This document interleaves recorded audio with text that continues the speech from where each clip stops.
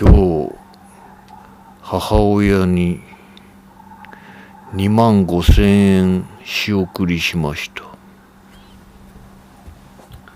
皆様の絶望と悲しみと怒りと嫉妬と不安と恐怖と拭いきれない欲望と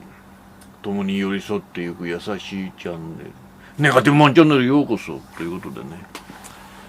また始まっちゃいましたね。今日はね、ちょっと古い話になっちゃいますけど、まあ古くはないですけど、情報的にね、いつでしたっけ、先週か先々週ぐらいにですね、僕がね少年時代に聞いていましたところのね、コンプレックスね、布袋寅泰と吉川晃司のねコンビで送るねバンドがね、1989年90年かな、90年91年かな、まあね古すぎて忘れますけれどもね、2011年に東日本大震災の復興の時にね、このコンプレックス自体はもう2年ぐらいの活動でね解散しちゃったんですけれど、そうなんですよ。その2011年にチャリティー目的で復活して、でその当時は私ちょうど死んでいた時期なんでね、行けたことは行けたんですけれども、結局ねそんな大混乱のね死んでる時期ですから、当然ね行く気はあったけれども行けなかったんですね。お金も底をついておりましたしね。で今回ね能登地震でまたチャリティーをやると、そんなもんであったんですよ。平日のね水木のね2日間ということでね、昔ほどねあんまり行く気にもならずにね、冒頭申し上げた通りね、死にそうな母親にね仕送りをしなくてはいけませんしね、それはあれなんですけれども、なんかねちょっと10年前ぐらいならね当然行ってたんでしょうけれども、なんかあんまり行く気になれなくて、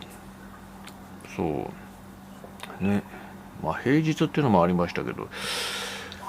行かなかったんですよ。でもね SNS のねツイッターとかね、ツイッターじゃない X とかねインスタとかね行った人たちのねご報告なりなんなりっていうものをね目撃しましてね、いけませんね。本題に入らないと。おじさんたちはね、おじさんは8割は滅んだ方が良いという第2弾っていうことでね、つまり結論から申し上げて、そのコンプレックスの再結成で集まったね、やっぱりね古い当時の状況を思い返してみても、女性ファンよりも男性ファンの方が圧倒的に多いであろうとね、時代状況的にもね、そんなこんなでですね、いっぱい SNS におじさんたちのね薄汚い醜い姿がねたくさん載ってまして、薄汚い醜いって言ったって私と同じ世代ですからね、もう当然私も薄汚くねご覧のありさまですけれども、薄汚く醜いんですけれどもね、やっぱりねそれを見た時にね、冒頭申し上げた通りちょっと古い情報だっていうのは、その時にね2週間ぐらい前にそれを見て非常に絶望したんですね。あまりの薄汚さにね。いいんですよ、私もハゲてますしね、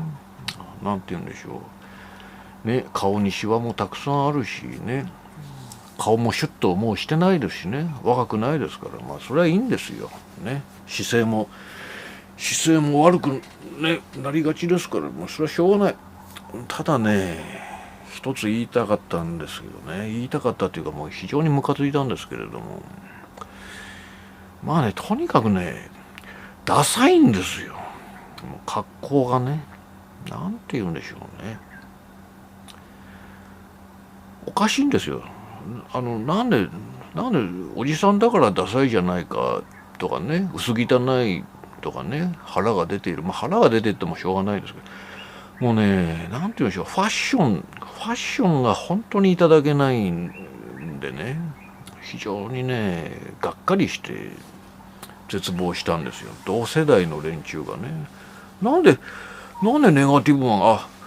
申し遅れました。私、世界を滅ぼすために活動しております、ネガティブマンと申します。人類の敵です。いつでも殺しに来てください。ということでね、そうなんです。そう。なんでそんなにね、おじさんたちに今回っていうか、ずっと前からですけれども、憎しみを抱いているのかと申しますとね、とにかくね、今回はもうそうですけどね、とにかくね、我々の世代っていうのは、言うなれば20年前ね、広く見積もっても30年から20年前ぐらいね、非常になんて言うんでしょう、日本独自のドメスティックブランドとかね、または古着屋だったりとかがもう全盛期なわけですよ。とってもね、大昔と違って、なんて言うんでしょうね、日本国内のブランドでもおしゃれなものがね、続々と立ち上がってきて、なんならばね、古着もね、古着屋が乱立するほどに、なんて言うんでしょうね、流通が良くなったんでしょうかね、非常にね、世界各国からね、おしゃれな古着が集まるようなね、大昔と違ってね、その草分け的な時代を、青春時代を過ごしたはずなんですよ。で、私も論に漏れずにね、服が大好きでしたよ。そうです。そういう世代なんですよ。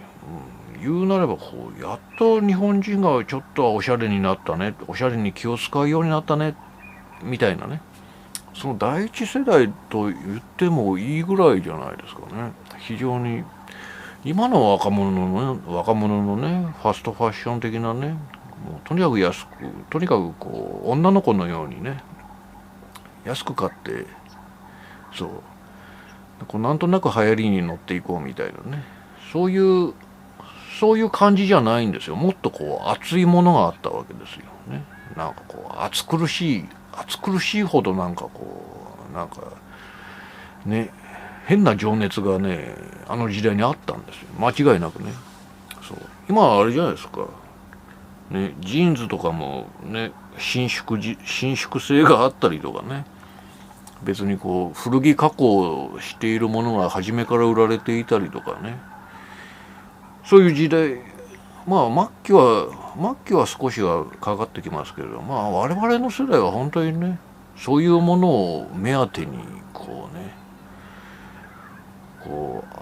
なんていうの、街に漁りに行くみたいなね、良い古着に出会うためにみたいなね、またドメスティックブランドのなんていうんでしょうね、非常に先鋭的なものを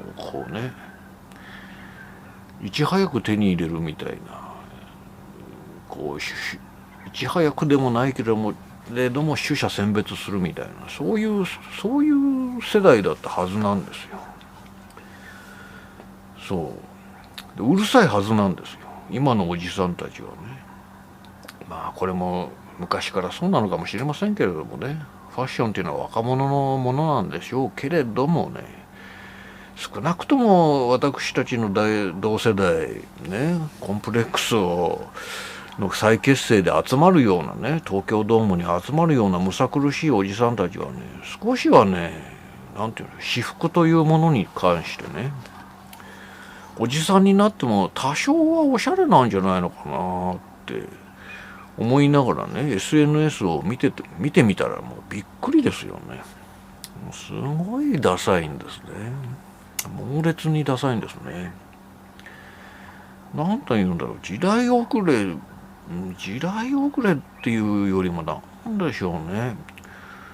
どうでもいいような郊外のアウトレットでなんて言うんでしょうね、適当に買ってきたファッションみたいなね、なんかなんて言うんでしょうね、こうなんて言うんでしょう、大きなファストファッション的なブランドに操られて買いましたみたいなね、もう形容しがたいダサさがね、こうぷよっと醸し出されているわけですね。もう何とも言えませんけれどもね、なんて言うんでしょう、もうクソダサいアメカジみたいなね。そしてですよ、話はそれるようでそれませんけれども、あれじゃないですか、大事なレアな車とバイクを売ってね、女に貢いで刺された、なんて言うんでしょう、そうパパ活女子みたいなね、そういうホステスみたいなやつ、なんて言うんでしょう、ガールズバーの経営者をこうストーカー的なしつこさ、ストーカーでもなかったのかな、とにかく刺した事件ありましたね。あの世代もまあまあ僕よりも上の世代ですけど、まあまあね、薄汚いおじさんですけれども、ああいう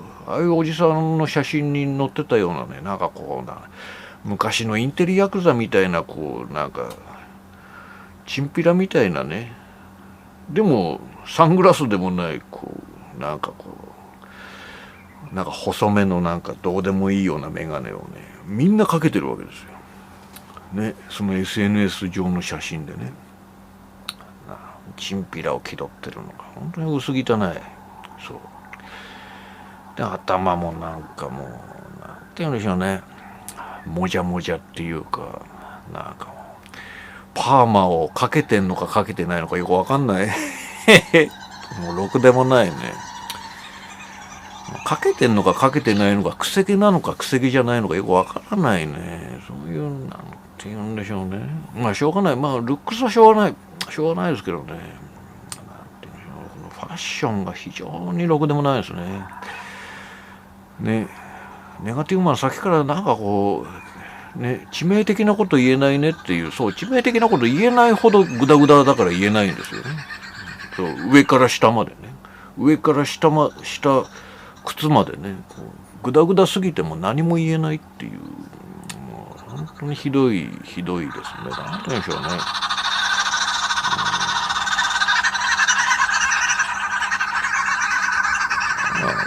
一昔前の田舎のヤンキーみたいな、マイルドヤンキーみたいな格好っていうんですかね。一世代二世代前くらいのね、クソダサ。でもまあもう大昔のそういうクソダサマイルドヤンキー的な連中の方がまだおしゃれですよね。もう今回のコンプレックスに集まった連中はひどかったんですよね。なんて言うんでしょうね。そうそうメガネもダサいしね。そうフィロソフィーがない、哲学がないんですね。例えばなんていうの、何々系統って言えないですね。そう僕も非常に言葉を濁さざるを得ない、哲学がないから言えないわけですよね。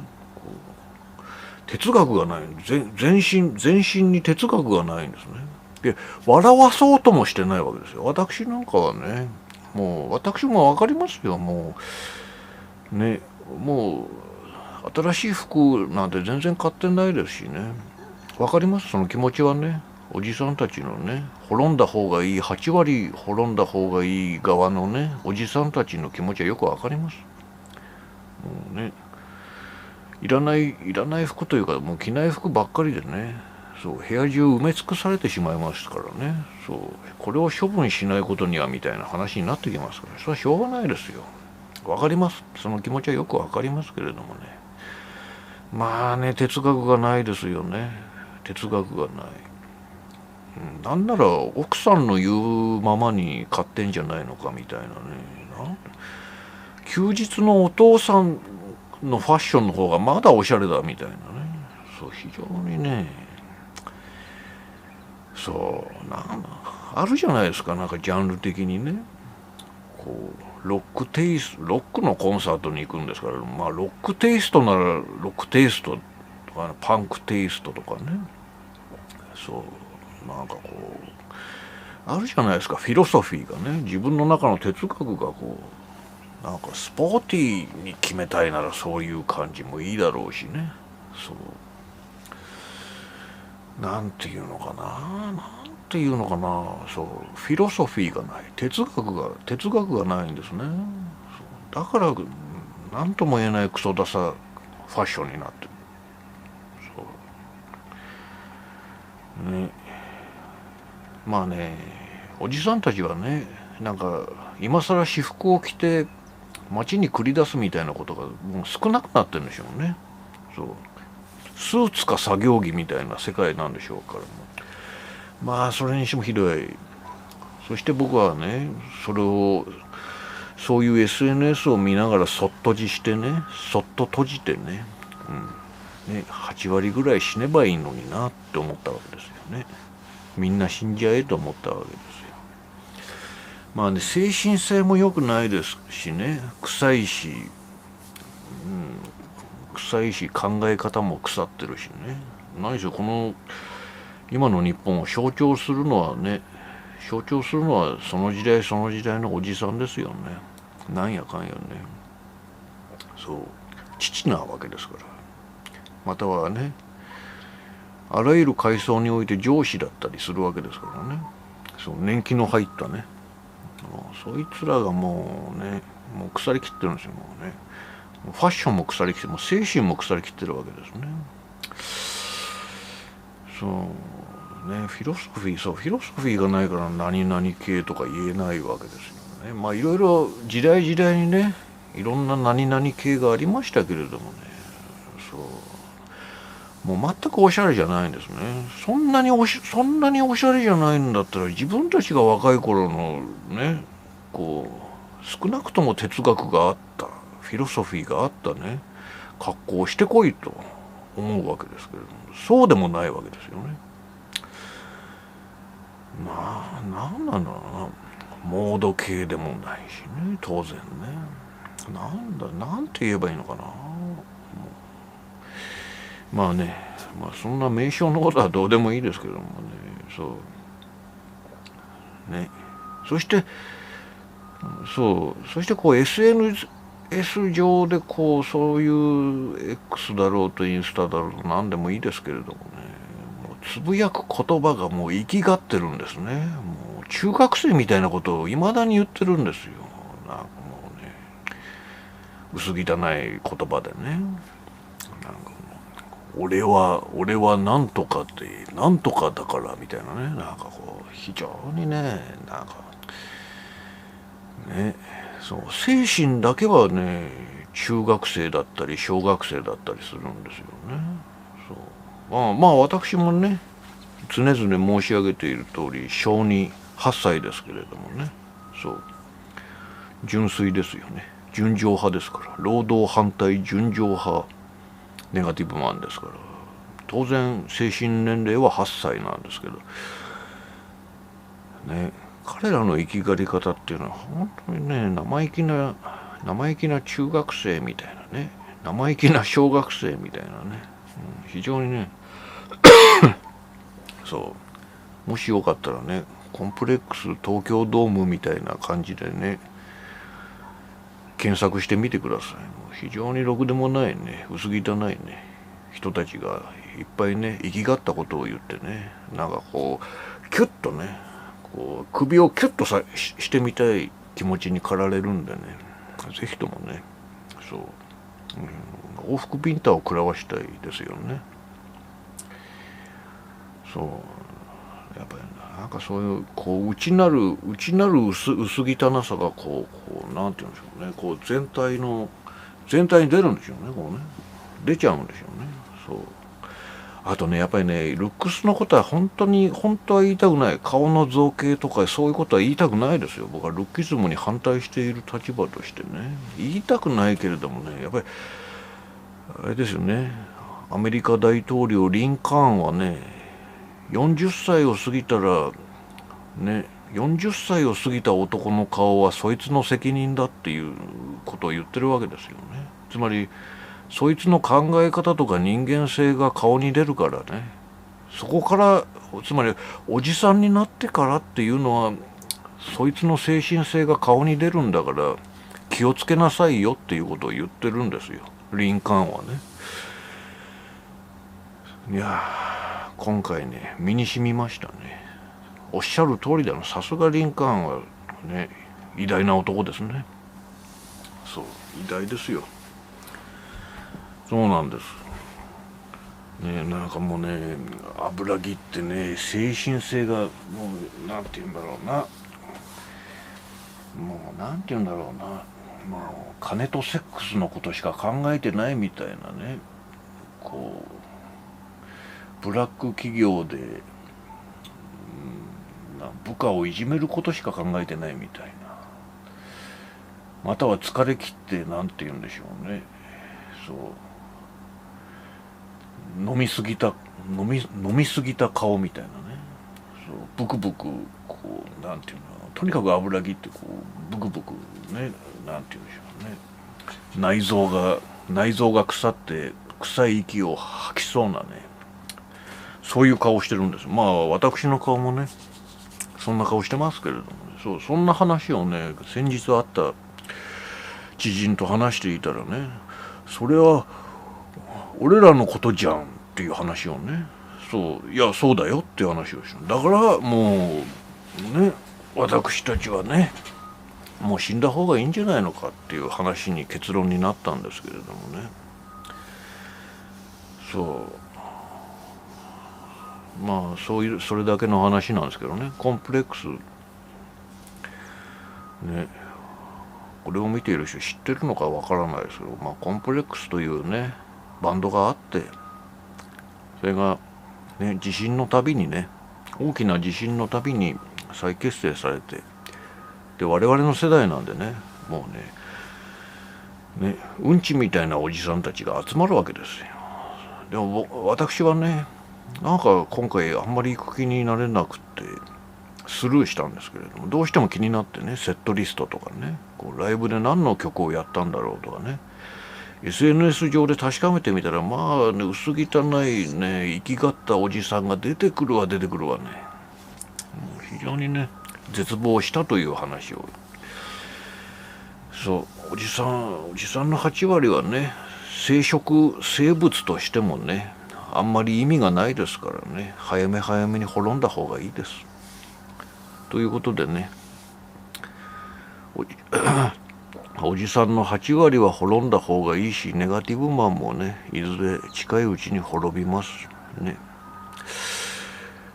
というくだらない話をしてみました。ということでね、明日にも今日にも世界が滅びますようにね、皆さん共に頑張ってまいりましょう。ネガティブマンでした。